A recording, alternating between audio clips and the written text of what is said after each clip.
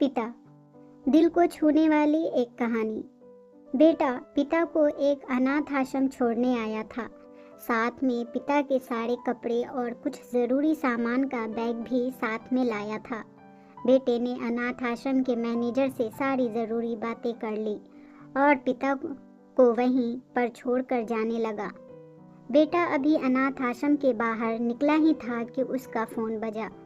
Phone उसकी पत्नी का था, जो दूसरी तरफ से पति को कह रही थी कि वापस आने से पहले ससुर जी से कह देना कि किसी छुट्टियां या त्योहार पर हमसे मिलने नहीं भी आएंगे तो भी चलेगा।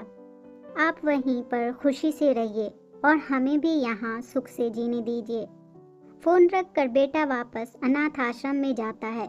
बेटे की नज़र अपने बूढ़े पिता पर पड़ती है, जो अनाथ आश्रम के मैनेजर से हंस हंस कर बातें कर रहे थे और काफ़ी खुश भी लग रहे थे। बेटा सोच में पड़ जाता है कि उसका पिता अनाथ आश्रम के मैनेजर को कैसे जानता है। थोड़ी देर इंतज़ार करने के बाद जब उसका पिता मैनेजर से दूर जाता है, तब बेटा मैनेजर के पास पहुंच जाता है और उससे पूछता है कि आप मेरे पिताजी को कैसे और कब से जानते हैं। मैनेजर बेटे को बताता है, मैं तुम्हारे पिताजी को कई सालों पहले तब से जानता हूँ जब वह अनाथ आश्रम में एक अनाथ बच्चे को गोद लेने आए थे। दोस्तों, आपको कुछ समझ में आया या नहीं? अब आप ही बताइए, सच में अनाथ कौन था?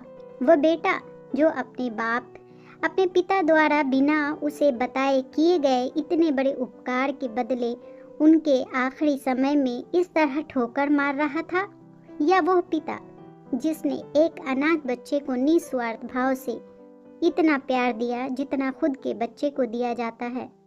दोस्तों, अपने माता पिता की कद्र करना सीखो, क्योंकि आप नहीं जानते होंगे कि उन्होंने आपसे क्या क्या छुपा रखा है। कितने बलिदान, कितने त्याग उन्होंने आपके लिए किए हैं, शायद आप जानते भी नहीं होंगे। दोस्तों, आपको ये छोटी सी कहानी कैसी लगी, हमें कमेंट में ज़रूर बताएं। प्लीज़ चैनल को लाइक, शेयर और सब्सक्राइब ज़रूर कर दें। एक नई कहानी के साथ मैं आपसे फिर मिलूंगी। इस कहानी को सुनने के लिए आपका बहुत बहुत धन्यवाद।